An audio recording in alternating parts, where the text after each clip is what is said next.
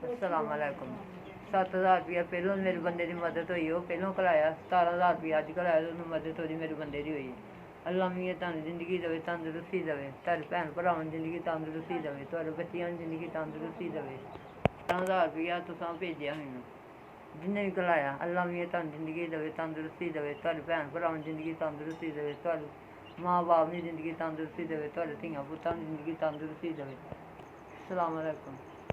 10,000 रुपये 10,000 रुपये जिनको कर्जा चुके 10,000 रुपये में उन्होंने दे देना, मगर जो 7,000 का दुआदार में करना है।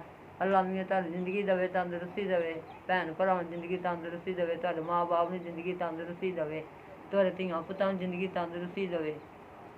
सानू पैसे भेजे जरूरत मेरे बंदे दे मदद की, अल्लाह मेरी नज़र जरूर देवेगा। SVS तुहाडी मेहरबानी, आ मदद सारे तक पहुँचाई है। तुहाडी पूरी टीम का बहुत बहुत शुक्रिया।